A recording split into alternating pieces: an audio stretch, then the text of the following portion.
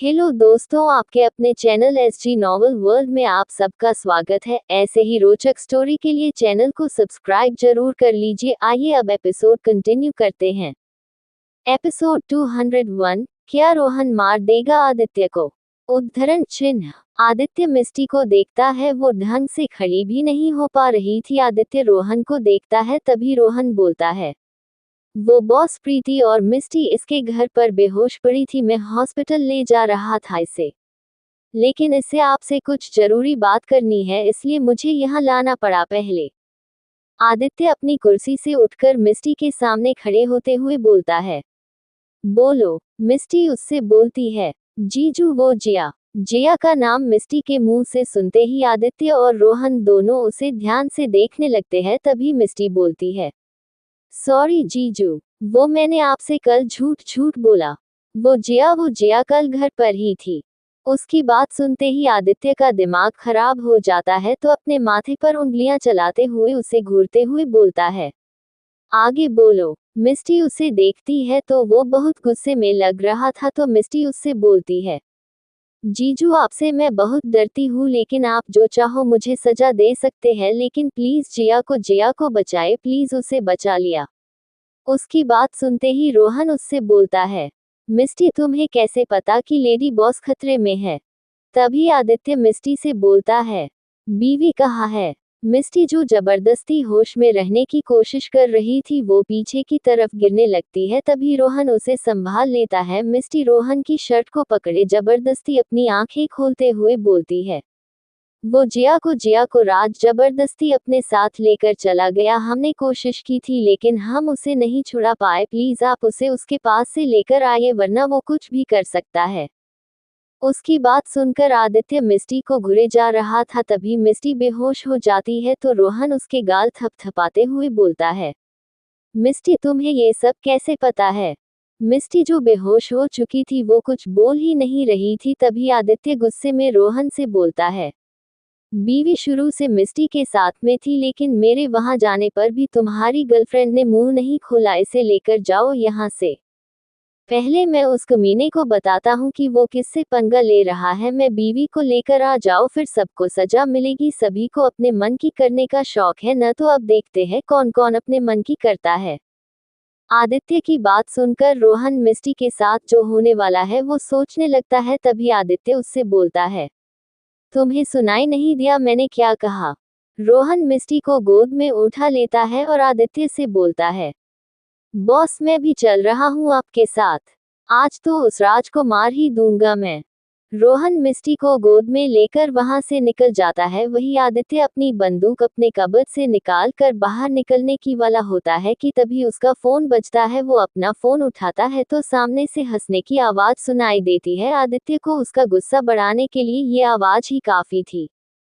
सामने एस्टन था। वो आदित्य से बोलता है, हेलो एके, पहचाना मुझे? मैं एस्टन। मैंने तुम्हें एक प्यारी सी वीडियो सेंड की है, तुमने देखी नहीं अभी तक? जल्दी से उसे देखो और यहाँ आओ, वरना कुछ देर में मैं इसे एक बार फिर तुमसे बहुत दूर पहुंचा दूंगा और तुम सिर्फ चिल्लाते रह जाओगे। इतना बोलकर एस्टन हंसते हुए फोन काट देता है। वही आदित्य जल्दी से अपने फोन में उस वीडियो को प्ले करता है। उसमें राज दिखाई दे रहा था। तभी वो बोलता है, हाय एके, तूने मुझे बहुत परेशान किया है, लेकिन देख मैंने कुछ भी नहीं बोला, लेकिन फिर तूने मेरी प्यारी रूही को मुझसे छीन लिया, तो मैं ये कैसे बर्दाश्त करता? मैं एक चांस ढूंढ रहा था और देख मुझे वो चांस मिल गया। मेरी रूही को मैं अपने पास वापस ले आया। आदित्य बहुत ध्यान से उस वीडियो को देख रहा था। तभी राज एक खतरनाक सी स्माइल के साथ कैमरे को अपने पीछे की तरफ कर देता है। आदित्य जैसे देखता है, उसका हाथ उसके फोन पर कस जाता है। सामने जिया थी, जिसके हाथ में चैन बंधी हुई थी और उसके मुंह पर टेप। ये देखते ही आदित्य का खून खौलने लगता है। राज उसमें आगे कुछ बोल रहा होता है कि तभी आदित्य फोन बंद कर देता है और ऑफिस से बाहर आ जाता है। वो जैसे ही नीचे आता है तो उसे सामने ही रोहन खड़ा हुआ दिख जाता है। आदित्य उससे बिना कुछ बोले कार में बैठ जाता है, तो रोहन भी उसे वहां से लेकर सीधे वहां निकल जाता है जहां पर एस्टन ने जिया को रखा हुआ था। हॉस्पिटल। आरव जहां खड़ा था उसके सामने के रूम में मिस्टी को एडमिट किया गया था। रोहन मिस्टी को आरव के भरोसे छोड़ आदित्य के पास चला गया था। आरव डॉक्टर के बाहर आने का इंतजार कर रहा था। तभी डॉक्टर बाहर आते हैं। आरव तुरंत उनसे पूछता है, डॉक्टर मिस्टी कैसी है? तभी डॉक्टर उससे बोलते हैं, मिस्टर आरव चिंता मत कीजिए, मिस मिस्टी को ज्यादा चोट नहीं आई है, मैंने उन्हें दवा दे दी है, वो अभी सो रही है। डॉक्टर जाने लगते हैं। तभी आरव उनसे पूछता है, वो डॉक्टर प्रीति को अभी तक होश क्यों नहीं आया है? वो तो काफी देर से बेहोश है। उसकी बात सुनकर डॉक्टर उससे बोलते हैं, मिस्टर आरव मिस प्रीति के सर में बहुत ज्यादा चोट आई है, क्योंकि उनके सर के आगे और पीछे दोनों की तरफ ही गहरी चोट है और उनका खून भी बहुत ज्यादा बह गया था। उनकी कंडीशन कंट्रोल में है, लेकिन उन्हें होश में आने में थोड़ा टाइम तो लगेगा ही, इसलिए आप टेंशन मत लीजिए, उन्हें होश आ जाएगा। डॉक्टर आरव को समझाकर वहां से चले जाते हैं, लेकिन आरव के मन में चिंता अभी भी थी। प्रीति की, मिस्टी की, जिया की, आदित्य और रोहन की। कुछ देर बाद प्रीति और मिस्टी को आरव के बोलने पर एक ही कमरे में शिफ्ट करवा दिया जाता है, जिससे वो दोनों का ख्याल रख सके। आरव दोनों को देखता रहता है। एस्टीन विला। एस्टिन आराम से एक बड़ी सी कुर्सी पर बैठा हुआ था उसके सामने, और उस विला के अंदर बाहर बहुत सारे गार्ड्स खड़े थे। वही राज जो अभी अभी वहां आया था, उसके हाथ में एक बैग था। वो एस्टिन को देखते हुए सीधे उस कमरे में चला जाता है जहां उसने जिया को बांधा हुआ था। उस कमरे में पहुंचते ही वो लाइट ऑन कर देता है तो सामने मुस्कुराते हुए देखता है। सामने जिया एक कोने में अपने घुटनों में अपना सर छुपाए बैठी हुई थी। लाइट की रोशनी को महसूस करके जिया अपना चेहरा ऊपर उठाकर देखती है तो राज उसके पास आकर उससे बोलता है, बेबी तुम आराम कर रही हो? अरे उठो, देखो मैं तुम्हारे लिए कुछ लाया हूँ। जिया उसे देखती है। तभी राज एक पैकेट से उच्च निकालता है, जिसे देखकर जिया उसे ऐसे देखने लगती है जैसे सामने कोई पागल हो। तभी राज उसे बोलता है, देखो ये वैसा ही लहंगा है जैसा उस दिन तुमने पहना था, तुम्हें याद है न? मैंने बिल्कुल वैसा ही लहंगा लिया है, क्योंकि उस एक का आज आखिरी दिन है, तो कल तो वो होगा नहीं, और मैं तुम्हें सफेद कपड़ों में बिल्कुल भी नहीं देखना चाहता हूँ, इसलिए हम कल ही शादी कर लेंगे, और इस बार तो मैं तुम्हें भागने भी नहीं दूंगा, इसलिए तो मैंने तुम्हारे हाथों में ये बांधा है। इससे तुम्हें दर्द हो रहा होगा ना? कोई बात नहीं, सिर्फ कल तक, और उसके बाद मैं इसे तुमसे दूर कर दूंगा और तुम्हें अपनी दुनिया में ले चलूंगा, फिर हम दोनों हमेशा साथ रहेंगे। उसकी बात सुनकर जिया उसे गुस्से में बोलती है, तुम पागल हो चुके हो क्या? उसकी इतनी तेज आवाज सुनते ही राज उसका मुंह पकड़ लेता है और उसे दबाते हुए उसे बोलता है, हाँ तुम्हारे लिए पागल हूँ, क्योंकि मैंने रूही को इसलिए मार दिया था क्योंकि वो मुझे छोड़कर जा रही थी। उसने ये सोचा था कि वो मुझे छोड़कर चली जाएगी, लेकिन मैंने ऐसा नहीं होने दिया। तो तुम तो ये कोशिश कर चुकी हो और मैंने अभी तक तुम्हें जिंदा रखा है, तो सोचो मैं तुम्हारे लिए कितना पागल हूँ। जिया उसे नफरत से देख रही थी। उसकी बात सुनते ही वो शॉक्ड हो गई थी कि उसने रूही को मारा है। तभी राज उसका मुंह दबाते हुए कुछ बोलने वाला होता है कि तभी बाहर से एक तेज आवाज आती है, बीवी। ये आवाज सुनते ही जिया के चेहरे पर एक बड़ी सी स्माइल आ जाती है। वही राज भी समझ गया था कि एक आ चुका है। तभी जिया उससे बोलती है, ये आवाज सुन रहे हो, ये तुमसे भी बड़ा पागल है मेरे लिए। तू मुझे अपना बनाने के लिए कुछ भी कर सकता है, और वो मुझे किसी और का कभी होने नहीं देगा। जो आदमी मुझे एक खरोच आने पर एक अच्छी खासी कंपनी बंद करवा सकता है, तो तुम लोगों ने तो मुझे बहुत चोट पहुंचाई है, तो सोचो राज अरोरा वो तुम्हारे साथ क्या करेंगे। तभी एक बार फिर से आवाज आती है, बीवी कहाँ हो तुम? जिया की आंखों से आंसू बहने लगते हैं। तभी राज गुस्से में उसका मुंह झटक कर वहां से बाहर आ जाता है। बाहर एस्टिन आराम से अभी भी उस कुर्सी पर बैठा बाहर की तरफ देख रहा था। तभी वो राज को देखता है तो राज से बोलता है, क्या हुआ राज, तुम घबराए हुए हो? राज न में सर हिलाते हुए बोलता है, न नहीं, मैं नहीं घबरा रहा हूँ। वो बाहर आता है तो सामने एक और रोहन दोनों काफी गुस्से में खड़े थे। तभी राज एक आदमी को देखता है तो वो सभी आदित्य को रोक देते हैं। आदित्य गुस्से में उस आदमी को देखता है तो वो आदमी अपना हाथ हटा लेता है। आदित्य अंदर आने लगता है। तभी राज उसके सामने आ जाता है। उसे देखते ही आदित्य को जिया याद आ जाती है। तभी राज उससे बोलता है, अरे एक पहले अपनी बंदूक तो उन्हें दे दो और अपने इस नौकर को भी बोलो। रोहन उसे घूरने लगता है, तभी वो आदमी आदित्य और रोहन की बंदूकी की लेता है। वो दोनों आगे अंदर आते हैं तो सामने ही एस्टन बैठा हुआ था। वो सामने आ रहे आदित्य और रोहन को देखता है। वो दोनों जैसे ही उसके सामने आते हैं तभी वहां खड़े सभी आदमी आदित्य और रोहन पर अपनी बंदूक तान देते हैं। आदित्य एस्टन को देखते हुए बोलता है, मेरी जिया कहाँ है? एस्टीन बड़े एटीट्यूड के साथ उससे बोलता है, क्या बात है, इतना प्यार? उफ, ये प्यार ही लोगों की मौत की वजह बनता है और आज तेरी मौत की वजह भी ये प्यार ही बनेगा। एस्टीन पीछे देखता है, तभी एक आदमी आकर रोहन और आदित्य के ऊपर पीछे से वार करता है, जिससे रोहन और आदित्य अचानक से घुटनों के बल गिर जाते हैं। तभी वो आदमी रोहन के सर पर बंदूक रख देता है। उसे देखकर आदित्य सामने देखता है तो राज और एस्टिन दोनों हंस रहे थे। तभी एस्टीन रोहन से बोलता है, रोहन, मैंने सुना है तुम अपने बॉस के बहुत वफादार हो, तो अगर तुम्हें अपनी लेडी बॉस को बचाने का मौका दिया जाए तो तुम इसे गंवाओगे नहीं। उसकी बात सुनकर रोहन उसे देखता है, तभी वो उसका सामने एक गन फेंकता है। राज उस गन को देखता है तो खुद से बोलता है, ये बुढ़ा पागल हो गया है क्या? क्या कर रहा है ये? तभी एस्टीन रोहन से बोलता है, इस बंदूक में सिर्फ एक ही गोली है, तो चालाकी करने के बारे में तो बिल्कुल भी मत सोचना। तो उठाओ इसे और मार दो अपने बॉस को। उसकी बात सुनकर रोहन शॉक्ड हो जाता है। वही राज के चेहरे पर बड़ी सी स्माइल आ जाती है तो रोहन गुस्से में उससे बोलता है, इस उम्र में सठिया गया है क्या? तुझे क्या लगता है मैं अपने बॉस को मारूंगा? कभी भी नहीं। तभी एस्टीन राज से बोलता है, लेकर तो आओ जरा इनकी प्यारी लेडी बॉस को। राज जल्दी से वहां चला जाता है। आदित्य अभी भी घुटनों के बल बैठा कुछ सोच रहा था। राज अंदर जाकर जिया को जबरदस्ती खड़ा करते हुए बोलता है, चलो बेबी, तुम्हारे पति की मौत हम साथ में एंजॉय करेंगे। वो उसे खींचते हुए बाहर लेकर आने लगता है। वही जिया के दिमाग में एक डर में घेरा बना लिया था। राज की बात सुनकर वो थोड़ा डर गई थी। राज उसे खींच रहा था, वही जिया के एक पैर से खून बहने की वजह से वो अच्छे से चल भी नहीं पा रही थी। उसका खून अभी भी फर्श पर लग रहा था। वो उसे खींचते हुए बाहर ले आता है। उसकी नज़र जैसे ही सामने घुटनों के बल बैठे आदित्य और रोहन पर पड़ती है, वो शॉक्ड हो जाती है। उसकी आंखों में आंसू आ जाते हैं, क्योंकि उसने कभी आदित्य के किसी के सामने झुका हुआ नहीं देखा है। तभी एस्टिन रोहन से बोलता है, लो आ गई तुम्हारी लेडी बॉस। रोहन तुरंत अपना सर उठाकर जिया को देखता है। जिया की आंखों से आंसू बह रहे थे। जिया सिर्फ आदित्य को एकटक देख रही थी। वही जिया के आने पर भी आदित्य ने सर उठाकर उसे नहीं देखा था।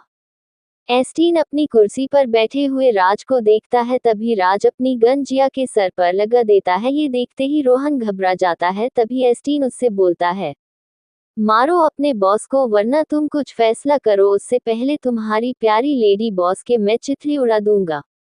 एपिसोड 202, पुराने राजों का पर्दाफांस।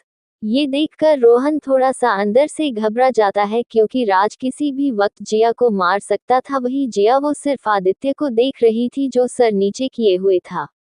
तभी एस्टिन रोहन से बोलता है, रोहन, तुम्हारे पास ज्यादा टाइम नहीं है, उठाओ बंदूक वरना मैं इस लड़की को मार दूंगा। रोहन समझ ही नहीं पा रहा था कि वो क्या करे। तभी आदित्य उसे बोलता है, शूट करो रोहन। ये सुनते ही जिया और रोहन दोनों शॉक्ड हो जाते हैं। रोहन उससे बोलता है, नहीं बॉस, नहीं कर सकता हूँ मैं ये। उसकी बात सुनकर आदित्य चिल्लाकर उसे ऑर्डर देते हुए बोलता है, मैं तुम्हें ऑर्डर दे रहा हूँ, शूट करो मुझे। मैंने कहा बंदूक उठाओ। रोहन बंदूक नहीं उठा रहा था। तभी आदित्य उससे बोलता है, सुनाई नहीं दिया तुम्हें? रोहन जैसे ही आदित्य का चेहरा देखता है, वो जल्दी से सामने गिरी बंदूक उठा लेता है। तभी आदित्य उससे बोलता है, शूट मी। रोहन तुरंत बंदूक की ट्रिगर दबाने वाला होता है, लेकिन उसका निशाना आदित्य से हटकर एस्टिन पर चला जाता है। उसे देखते ही एस्टिन तुरंत उठकर आदित्य के मुंह पर एक मुक्का मार देता है। ये देखकर रोहन और जिया के साथ साथ राज और वहां खड़े सारे आदमी भी शॉक्ड हो गए। वो सभी आदित्य को देखते हैं। आदित्य का चेहरा एक तरफ झुक गया था। तभी वो अपना चेहरा उठाकर एस्टिन को देखता है तो एस्टिन खुद डर कर पीछे हो जाता है।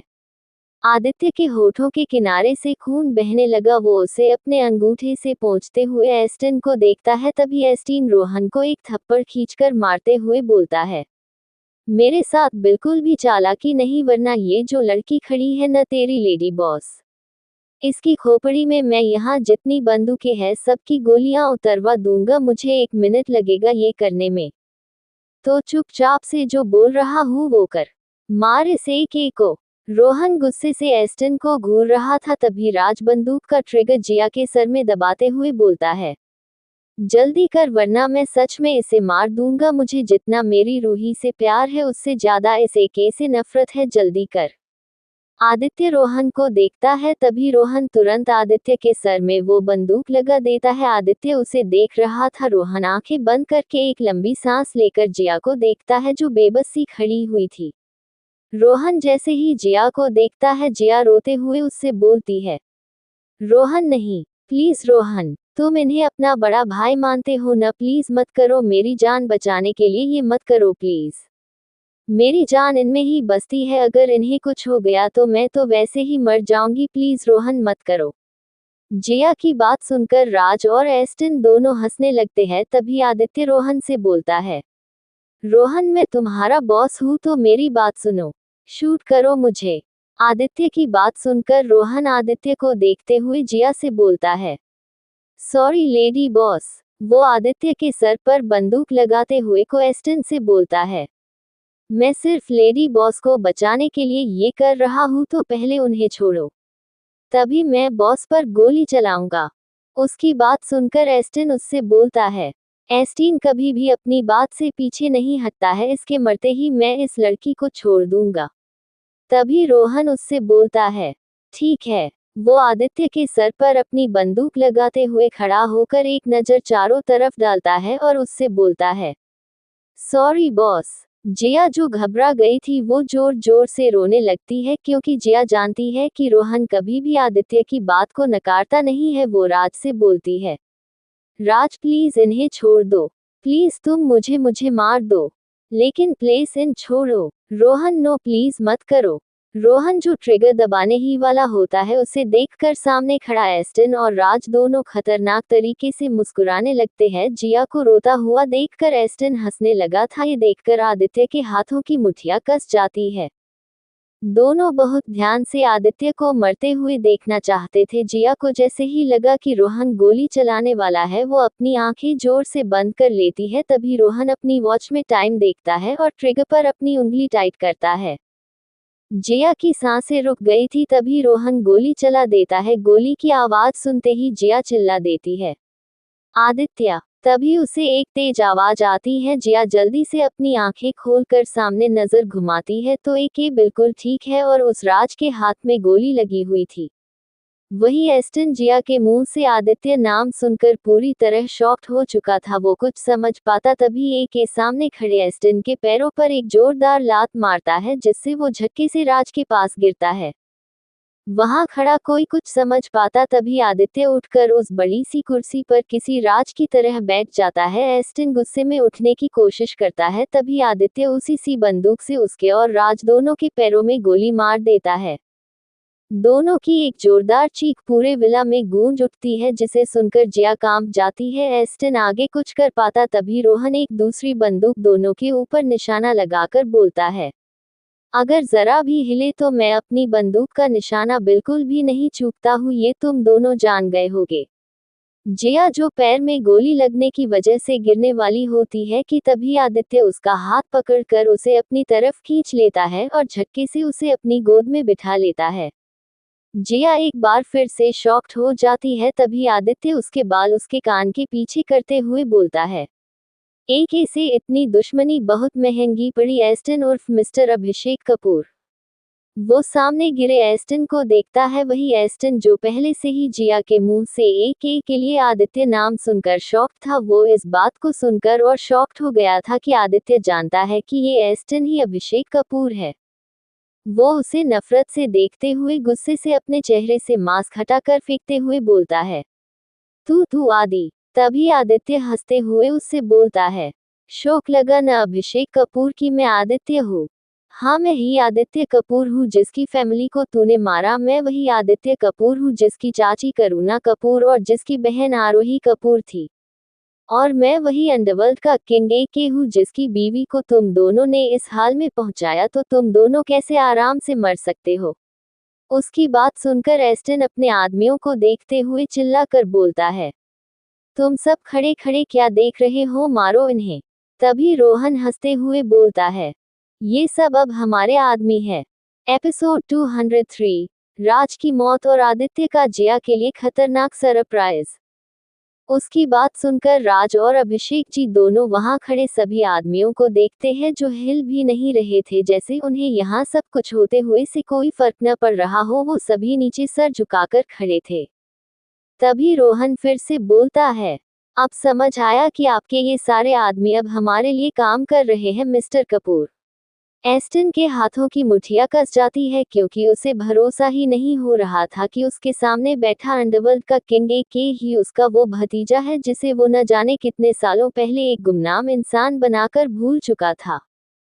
और आदित्य ये भी जानता है कि मैं ही अभिषेक कपूर हूँ। वो सामने बैठे आदित्य को नफरत भरी नजरों से देखते हैं। तभी आदित्य बोलता है, तो मिस्टर अभिषेक कपूर, कैसा लगा इतने सालों बाद आदित्य अनुराज कपूर से मिलकर। ये नाम सुनकर अभिषेक जी सुन्न पड़ जाते हैं। तभी आदित्य जिया को आराम से उस बड़ी सी कुर्सी पर बिठाते हुए आकर उनके नजदीक उनके उस पैर पर जिस पर उसने गोली मारी थी उस पर अपना पैर मसलते हुए बोलता है, ये नाम अभी भी आपकी जहन में बसा है या नहीं? क्योंकि जिसके पैसों के लिए आपने उसे और उसके परिवार को इतनी बेरहमी से मार दिया, आप उसका नाम भूल जाएंगे? ऐसे तो नहीं लगते हैं आप। मैं वही आदित्य को, अभिषेक जी नफरत से बोलते हैं। तू जिसका बेटा है वो सिर्फ दुनिया की नजरों में मेरा बड़ा भाई है। डैड ने उसे प्यार से सब सौंप दिया, लेकिन उसे इतना नहीं समझ आया कि उसका छोटा भाई भी है। उसे तो हमेशा साथ में रहना था, लेकिन मुझे नहीं चाहिए फैमिली। मुझे सिर्फ मेरे बाप के पैसों से मतलब था, इसलिए मैंने एक बार उन्हें मरवाने की कोशिश की, लेकिन पहली बार तेरा बाप और दूसरी बार ये तेरी बीवी है न, इसके माँ बाप ने मेरा प्लान ही खराब कर दिया।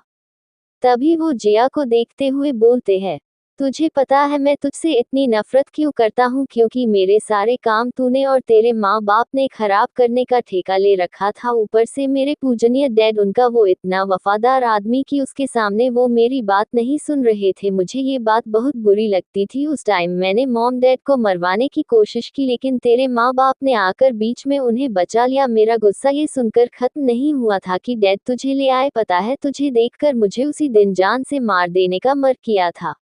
वैसे ही अनुराग भैया, मैं उससे तब से नफरत करता हूँ जब डैड ने पूरी कंपनी उसे अकेले को ही सौंप दी। मेरा कोई वजूद नहीं था, तब भी मैंने डैड को मारने की कोशिश की, लेकिन तेरा बाप हमेशा आकर उन्हें बचा लेता। और एक दिन उसे पता चल गया कि ये मैं ही कर रहा हूँ। मैंने उसे समझाया, लेकिन वो नहीं माना। वो डैड को मेरे बारे में बताने जा रहा था। ऐसे तो मेरा सारा प्लान ही खराब हो जाता, इसलिए मैंने उसे मार दिया।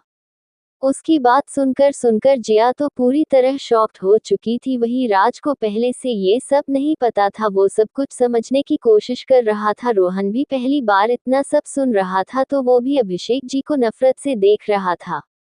आदित्य ये सब सुनकर गुस्से में उनके दूसरे पैर पर भी गोली मार देता है। अभिषेक जी फिर से एक बार दर्द से चिल्ला देते हैं। ये देखकर राज इतना डर जाता है कि वो डर से पीछे होने लगता है। तभी आदित्य उसे घूर कर देखता है तो वो वही जम जाता है। तभी आदित्य चिल्लाकर अभिषेक जी से बोलता है, फिर माँ को क्यों मारा मेरी? वो तो तुझे कितना मानती थी कि अपने पति से लड़ लेती थी तेरे लिए, फिर उन्हें क्यों मारा? मेरी बहन को क्यों मारा? आदित्य अभी जी की कॉलर पकड़कर ये सब गुस्से में उनसे पूछते हुए उन्हें वापस से पटक देता है। तभी अभिषेक जी हंसने लगते हैं। उन्हें हंसता हुआ देखकर आदित्य के अंदर और आग भड़क रही थी। तभी वो उससे बोलते हैं, सच में भाभी मुझसे प्यार तो बहुत करती थी। मुझे एक बहुत अच्छी भाभी मिली थी। मैं उन्हें नहीं मारना चाहता था, लेकिन उसे उसी टाइम ऑफिस में पहुंचना था जिस टाइम में तेरे बाप को समझा रहा था कि वो ये न करे। पता है, स्वर्णा भाभी के कहने पर वो मान भी गया था, लेकिन फिर मेरी प्यार भाभी के दिमाग में पता नहीं क्या आया कि वो झूठ नहीं बोल पाए और करुणा मेरी सीधी साधी बीवी को कुछ बातें बता दी। इससे पहले वो दोनों डेथ तक पहुंचते मैंने मार दिया दोनों को और उनके साथ उनकी बेटी मर गई, लेकिन तू बचा रह गया, इसलिए मैंने तुझे सबसे दूर छोड़ दिया जिससे अनुराग कपूर के वंश का नामो निशान ही न रहे। वहां भी मैंने तुझे मरवाने की कोशिश की, लेकिन पता नहीं कैसे तू बच गया। तभी आदित्य उनका मुंह कसते हुए बोलता है, क्योंकि मुझे सच पता चल चुका था अभिषेक कपूर, तेरा सच जो मेरी माँ ने लेटर में मुझे लिखकर बताया था, और तू मुझे वही छोड़कर आया जहां पर मेरी माँ ने वो लेटर भेजा था। मैं तुझे तब से नफरत करता हूँ जब तू मुझे वहां छोड़कर आ गया और मुझे करुणा चाची के मरने की खबर मिली थी। मैंने तुझे तब से नफरत की है जिससे मैं तुझे ऐसी मौत दूं कि तेरी आत्मा भी तड़पे कि तूने किससे दुश्मनी ले ली। तेरे एक लालच ने मेरा पूरा परिवार मुझसे छीन लिया अभिषेक कपूर। मैं तुझे इतनी आसान मौत तो नहीं देने वाला। रोहन, ले चलो इसे इसके दोस्त के पास। इतना बोलकर वो उठकर जया के पास आते हुए उससे बोलता है, बीवी अभी तुम्हें हॉस्पिटल जाना होगा, मैं आता हूँ, जाओ। वो जैसे ही मुड़ता है जिया उसका हाथ पकड़ लेती है। आदित्य उसे देखता है, तभी जिया अभिषेक जी को देखते हुए आदित्य से बोलती है, मुझे मेरी बच्ची के हत्यारे को मरते हुए देखना है आदित्य। मैंने उसे दर्द से तड़पते हुए देखा था आदित्य। वो मेरी गोद में आखिरी सांस ले रही थी आदित्य। मेरी जिंदगी, मेरी आरू के एक एक आंसू की इन्हें कीमत चुकानी पड़ेगी, वो भी बहुत महंगी। ये बोलते हुए जिया उतनी ही नफरत से अभिषेक जी को देख रही थी जितना दर्द से उसने आरोही को मरते हुए देखा था। तभी आदित्य रोहन से गुस्से में बोलता है, रोहन, ले चलो इसे। रोहन जैसे ही आदित्य का ऑर्डर सुनता है वो तुरंत अपने आदमियों की तरफ देखता है। तभी दो आदमी आकर अभिषेक जी के मुंह को काले कपड़े से ढककर उनका मुंह बांध देते हैं। अभिषेक जी छटपटाते हुए गुस्से से चिल्लाकर बोलते हैं, छोड़ मुझे आदित्य, ये तू सही नहीं कर रहा है, तू पछताएगा। तभी एक शॉट की आवाज होती है। सभी देखते हैं राज के सीने में गोली लग चुकी थी। वो चालाकी से भागने की कोशिश कर रहा था, इसलिए आदित्य ने उसे मार दिया। आदित्य अभिषेक जी के माथे पर बंदूक लगाते हुए उन्हें बोलता है, आदित्य कपूर किसी काम को करने के बाद बिल्कुल भी नहीं पछताता है, उसे मजा आता है ये दूसरों के मुंह से सुनने में। तभी वो दोनों आदमी अभिषेक जी को वहां से ले जाते हैं तो रोहन भी चला जाता है। आदित्य मुड़कर जिया को देखता है, उसके पैर से अभी भी खून बह रहा था। उसका चेहरा ऐसा सूख चुका था जैसे उसने कितने समय से पानी तक नहीं पिया है। आदित्य जिया को सीधे गोद में उठा लेता है और वहां से बाहर कार में आ जाता है। वो उसे अपने सीने से लगाए हुए बोलता है, तुम्हारा हॉस्पिटल जाना ठीक है, मैं जो करने जा रहा हूँ तुम वो देख नहीं पाओगी। जिया उसके सीने से लगे हुए बोलती है, मैं आपकी बीवी हूँ और जिस दिन मैंने मेरी आरू को मरते हुए देखा उसी दिन से मैं इस दिन के लिए बहुत स्ट्रांग बनी हूँ। और अब जहाँ भी जाऊंगी आपके साथ जाऊंगी, नहीं तो कहीं नहीं जाऊंगी। रोहन कार को वहां से ले जाता है। हॉस्पिटल। आरव को अभी तक किसी की कोई खबर नहीं मिली थी तो उसे टेंशन होने लगी थी, लेकिन वो हॉस्पिटल से जा भी नहीं सकता था। प्रीति को भी अभी तक होश नहीं आया था। तभी वो देखता है मिस्टी को थोड़ा थोड़ा होश आ रहा है तो वो जल्दी से उसके पास जाते हुए बोलता है, मिस्टी तुम ठीक हो, चलो तुम्हें होश तो आया। लेकिन प्रीति को अभी तक होश नहीं आया। मिस्टी आंखें खोलते हुए आरव को देखती है तो आरव साइड हो जाता है। तभी प्रीति की नजर सामने के बेड पर पड़ी प्रीति पर जाती है। उसके सर में पूरी तरह पट्टी बंधी थी। उसे देखकर मिस्टी की आंखों से आंसू बह जाते हैं। आरव ये देखता है तो जल्दी से उसके आंसू पोंछते हुए बोलता है, भूतनी, मैंने अपने आप को इतनी देर से कंट्रोल करके रखा है तो रोना मत, वरना तुझे रोते हुए देखकर मैं और ज्यादा रोने लगूंगा, फिर तुझे मुझे चुप कराना होगा। मिस्टी उससे बोलती है, मैं नहीं रो रही हूँ आरव, लेकिन जिया कहाँ है, क्या वो लोग? तभी आरव उससे बोलता है, नहीं मिस्टी, अभी तक उन लोगों की कोई खबर नहीं मिली है, लेकिन भाई और रोहन ब्रो है न, वो दोनों सब संभाल लेंगे, मुझे भरोसा है। और रोहन ब्रो जब तुम्हें यहाँ लाए तो उसने मुझसे कहा था कि जैसे ही काम पूरा हो जाएगा वो यहाँ आ जाएगा, इसलिए मैं थोड़ा थोड़ा टेंशन में हूँ, ज्यादा नहीं। रोहन का नाम सुनकर मिस्टी आरव से बोलती है, मुझे तुम्हारे रोहन से कोई मतलब नहीं है, मुझे सिर्फ मेरी दोस्त सही सलामत देखनी है बस। उसकी बात आरव को थोड़ी अजीब लगती है, लेकिन वो उससे कुछ भी नहीं बोलता है। दूसरी तरफ रोहन के आदमी अभिषेक जी को लेकर वहां पहुंच गए थे, तभी अंदर से दो आदमी आते हैं तो वो उन आदमियों के साथ किसी को बंधा हुआ देखते हैं तो उन्हें अपने साथ अंदर ले आते हैं। अभिषेक जी तब भी यही बोले जा रहे थे, छोड़ो मुझे, तुम सभी ये बहुत गलत कर रहे हो, अगर एक बार मैं यहाँ से बाहर आ गया न तो तुम सब मरोगे। तभी एक आदमी हंसकर अभिषेक जी से बोलता है, अबे तू अभी जहाँ है न वहां से किसी की आवाज भी इन दीवारों के बाहर नहीं जाती है और तू खुद के यहाँ से निकलने की बात कर रहा है, और जब तक बॉस पहुंच रहे हैं इसके मुंह पर टेप लगा, हमें इतनी ऊंची आवाजें यहाँ सुनने की आदत नहीं है। वो आदमी अभिषेक जी को वही पटक देता है। अभिषेक जी के पैरों में पहले ही गोली लगी थी तो वो एक बार फिर दर्द से चिल्ला देते हैं। तभी बाहर से कार रुकने की आवाज सुनाई देती है तो वहां पूरी तरह सन्नाटा छा जाता है। ये बात अभिषेक कपूर भी महसूस करते हैं।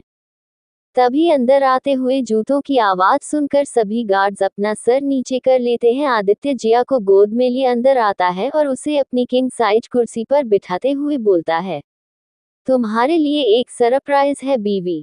जिया, जो अब तक वो जगह देख रही थी, आदित्य की बात सुनकर उससे बोलती है, कैसा सरप्राइज आदित्य। आदित्य रोहन को देखता है तो रोहन ओके बॉस बोलकर अंदर की तरफ चला जाता है। जिया बस उसे देखती रहती है। तभी आदित्य एक ग्लास में पानी लेकर जिया के होठों से लगा देता है।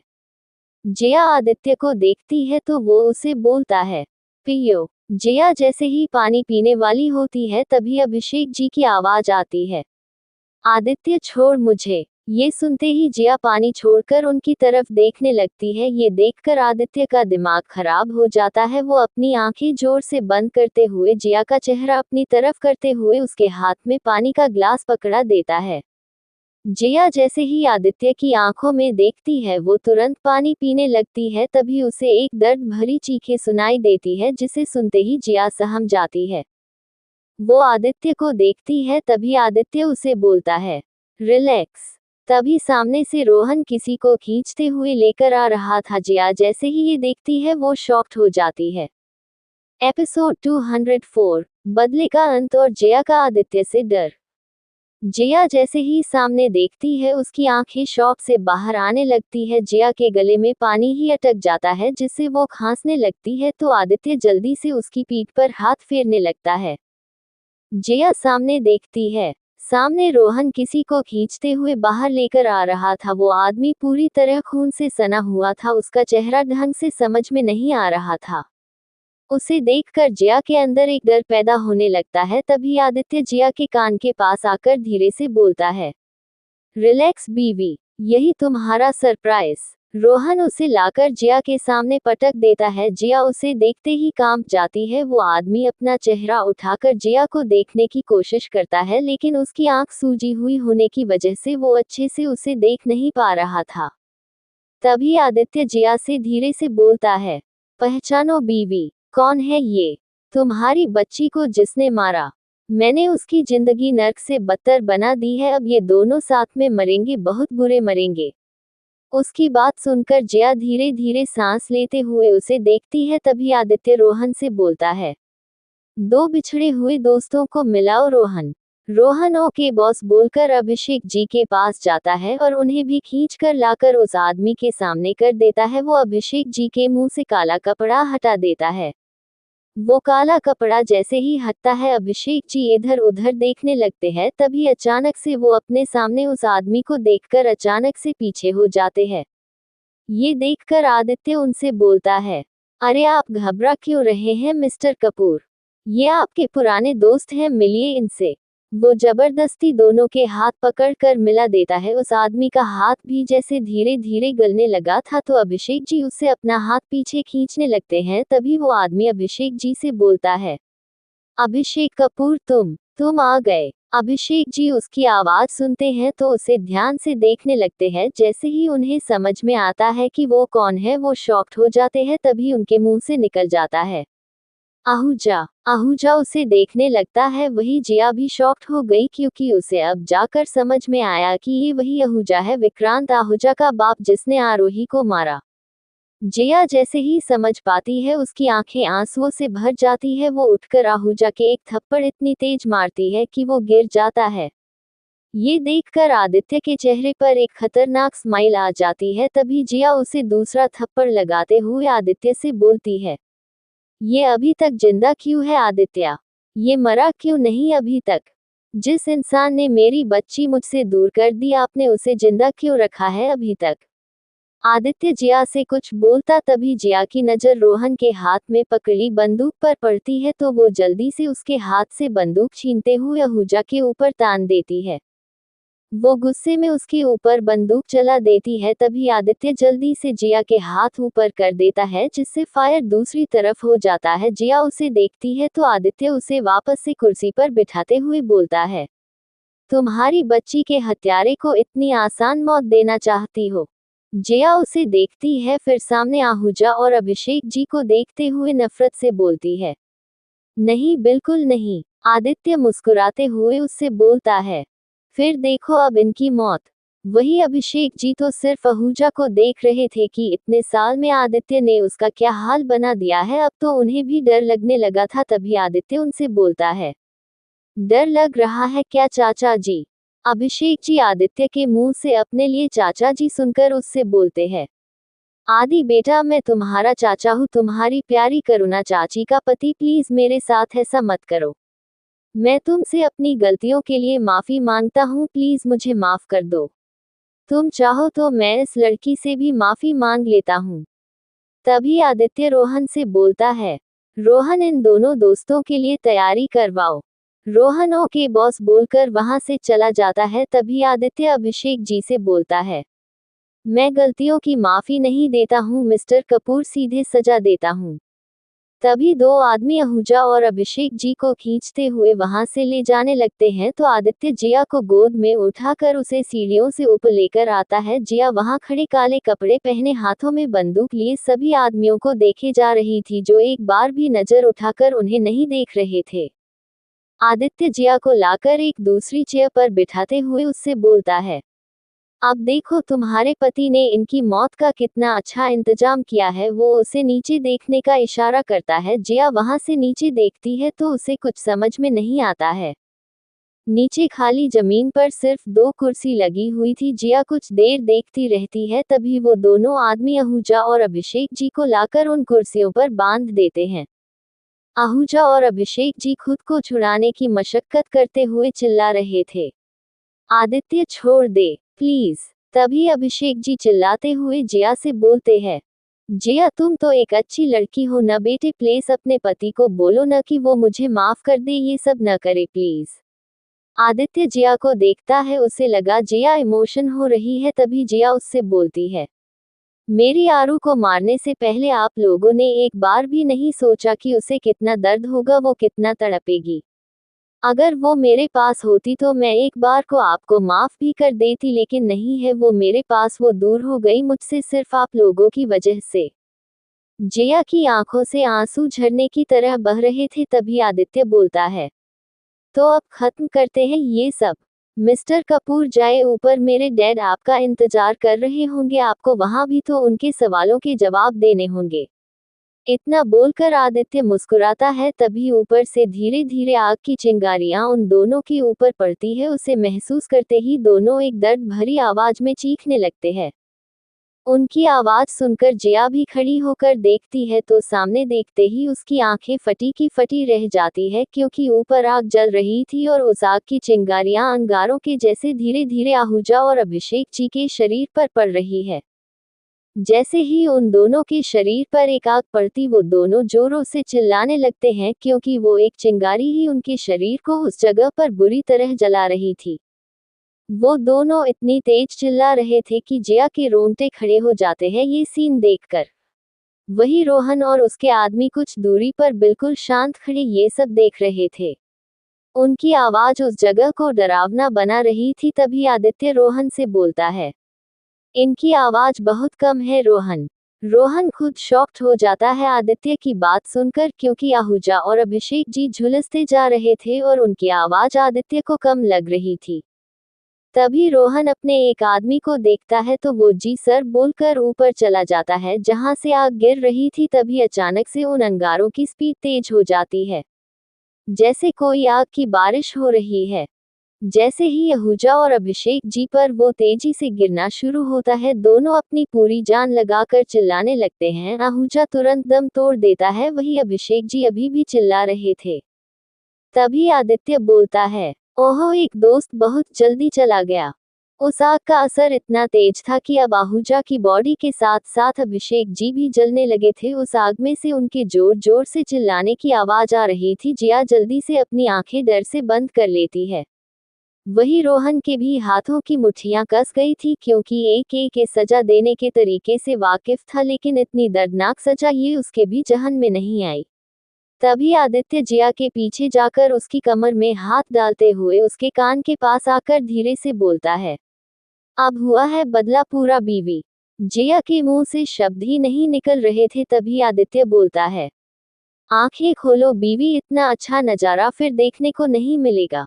आंखें खोलो जिया। जिया तुरंत आंखें खोल देती है और सामने देखती है अभिषेक जी की आवाज आना बंद हो चुकी थी और वो दोनों किसी सूखी लकड़ी की तरह जल रहे थे। तभी आदित्य जिया के साथ सामने देखते हुए बोलता है, बदला पूरा हुआ बीवी, स्वाहा। जिया को आज आदित्य से भी डर लगने लगा था। उसकी हर बात उसे अंदर से डरा रही थी। तभी वो जिया को गोद में उठा लेता है और उसे लेकर वहां से निकलकर सीधे बाहर जाने लगता है।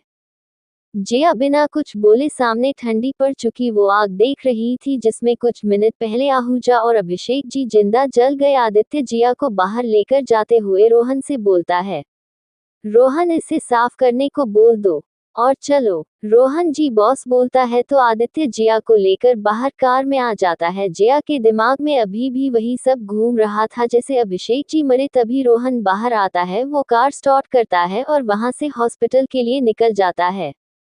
कुछ देर बाद आदित्य हॉस्पिटल पहुंचते ही सीधे उसे डॉक्टर के केबिन में लेकर चला जाता है। वहां डॉक्टर उससे बिना पूछे ही जिया को देखती है तो उसे सब समझ में आ जाता है।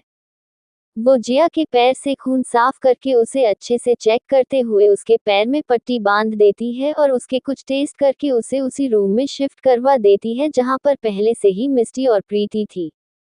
आदित्य जैसे ही उस रूम में जिया को लेकर इंटर होता है, मिस्टी और आरव दोनों उसे देखते ही शॉक्ड हो जाते हैं। आदित्य जिया को बेड पर आराम से लिटा देता है। तभी आरव उसके पास आते हुए बोलता है, भाई भाई, जिया तुम ठीक हो ना? ये क्या हुआ, और उस राज ने कुछ किया तो नहीं तुम्हें? आरव इतनी हड़बड़ी में जिया से सवाल कर रहा था कि आदित्य आरव को घूरने लगा था। वही जिया उसे देखती है तो उससे बोलती है, आरव मैं ठीक हूँ, वो गोली छूकर निकल गई थी बस। वो आदित्य को देखती है जो खिड़की के पास जाकर खड़ा होकर बाहर का नजारा देख रहा था। आरव जिया की बात सुनकर रिलैक्स हो जाता है। जिया देखती है प्रीति अभी भी बेहोश है। उसकी आंख में उसे ऐसे देखकर फिर से आंसू आ जाते हैं। तभी मिस्टी उससे बोलती है, जिया उसे कुछ देर में होश आ जाएगा, चिंता मत कर। तभी जिया की नजर मिस्टी के माथे पर बंदी पट्टी पर भी जाती है। वो सब बिल्कुल शांत थे। तभी रोहन वहां आता है, उसकी नजर तुरंत मिस्टी पर जाती है। मिस्टी भी तुरंत उसे देखती है, लेकिन तभी रोहन सीधे जिया के पास आकर खड़े होते हुए बोलता है, भाभी ये आपकी मेडिसिन्स है, इन्हें अभी ले लीजिए। जिया रोहन को देखती है जिसने मिस्टी के बारे में एक बार भी नहीं पूछा और न ही उसे देखा। तभी उसे याद आता है कि मिस्टी अलग रहती है और रोहन भी उससे बात नहीं करता है।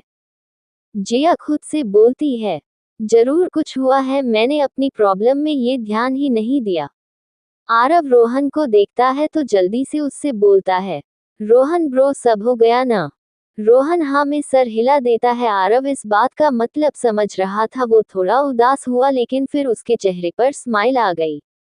एपिसोड 205, मिस्टी ने मांगी आदित्य से माफी।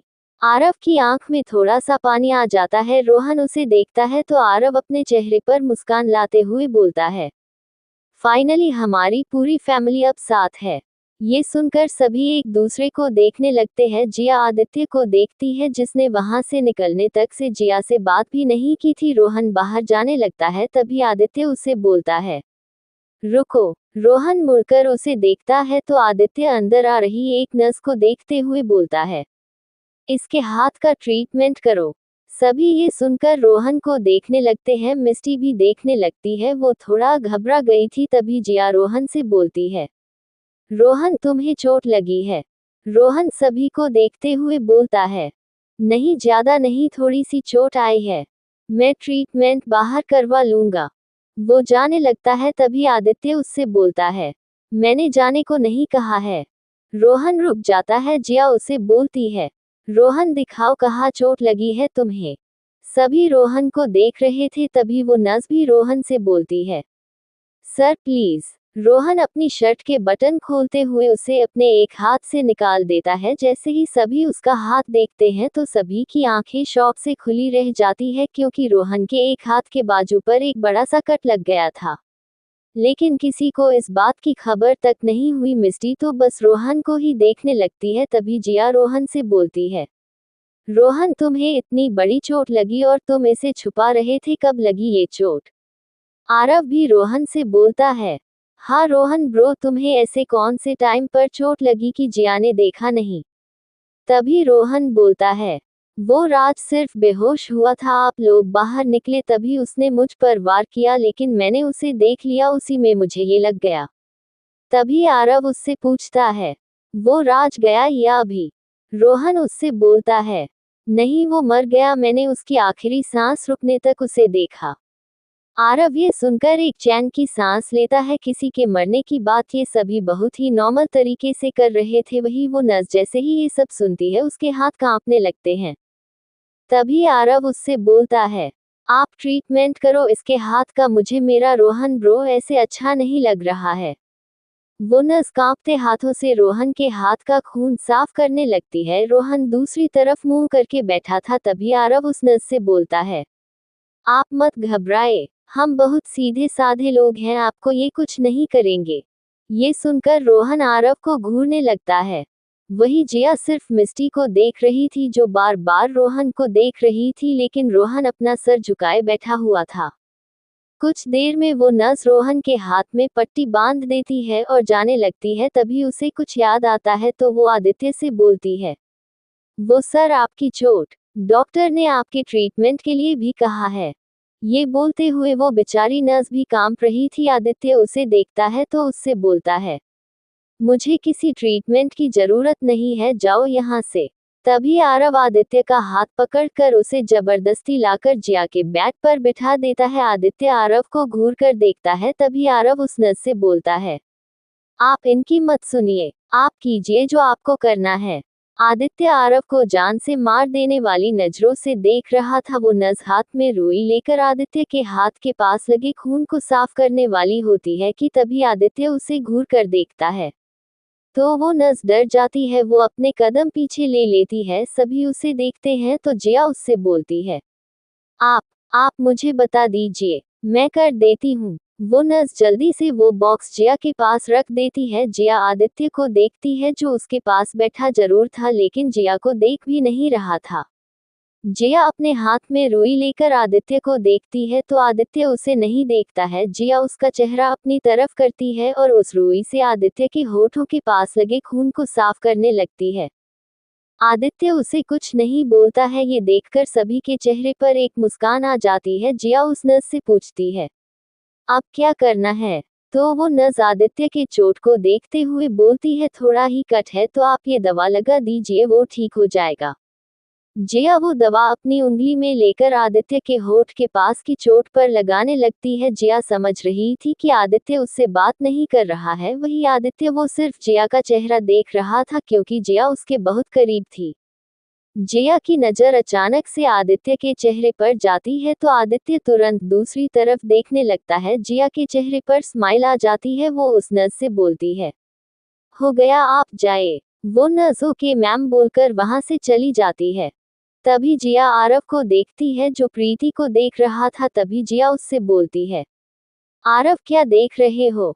तभी आरव जिया से बोलता है, जिया यार देख न, प्रीति कितने घंटे से सो रही है, वो उठ ही नहीं रही है, और वो डॉक्टर वो बार बार आकर यही सब बोल रहे हैं कि होश आ जाएगा होश आ जाएगा, लेकिन इसे होश ही नहीं आ रहा है।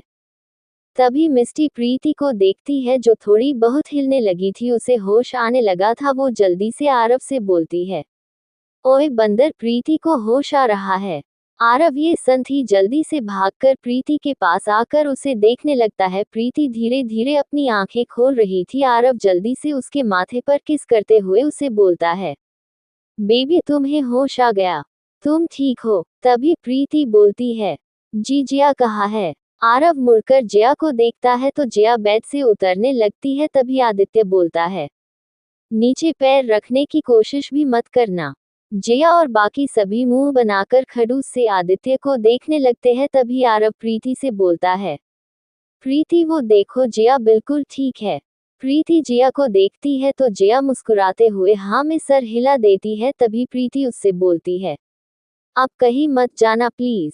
उसकी आंखों के कोनों से आंसू बह जाते हैं। वही बाकी सभी जिया को देखने लगते हैं। जिया की आंखों से आंसू की बूंद गिर जाती है। जिया उसे पोंछते हुए बोलती है, नहीं जाऊंगी, कभी नहीं जाऊंगी, प्रॉमिस। सभी के चेहरे पर स्माइल आ जाती है। वही आदित्य वैसा ही खड़ा था। तभी आरव सभी से बोलता है, फाइनली हम सब अब साथ में मेंशन चल रहे हैं, बिल्कुल पहले की तरफ।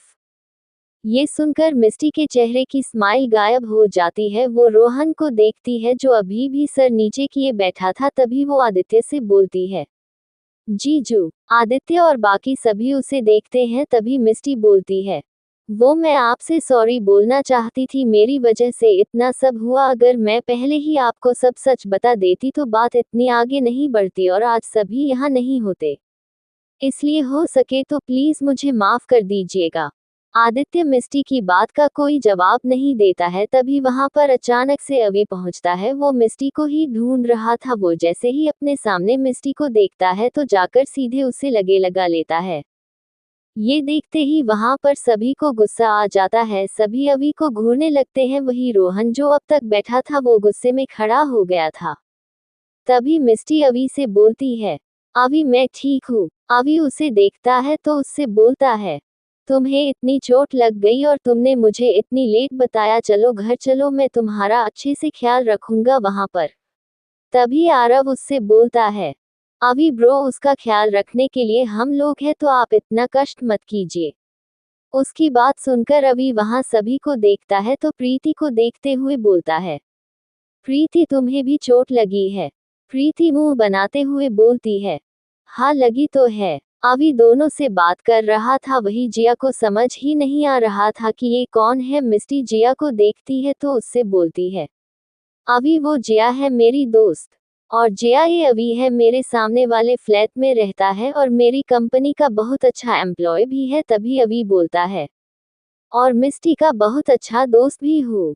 उसकी बात सुनकर प्रीति और आरव अजीब सा मुंह बना लेते हैं। वही जिया उससे बोलती है, हेलो। तभी अभी उससे बोलता है, आपको मैंने मिस्टर राज अरोरा की पार्टी में देखा था। ओह माय गॉड, आप तो उनकी गर्लफ्रेंड है ना?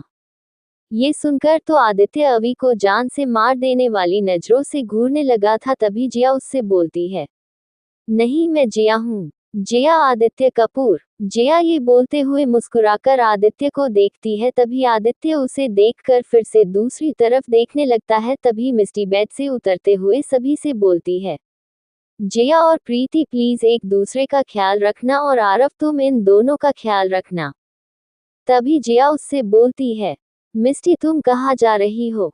ये सुनकर रोहन भी मिस्टी को देखने लगता है। तभी मिस्टी उससे बोलती है, मैं घर जा रही हूँ, तुम लोग भी तो अब मेंशन जाओगे, इसलिए मैंने ही अभी को बुलाया था क्योंकि मैं अभी खुद से ड्राइविंग तो कर नहीं पाऊंगी।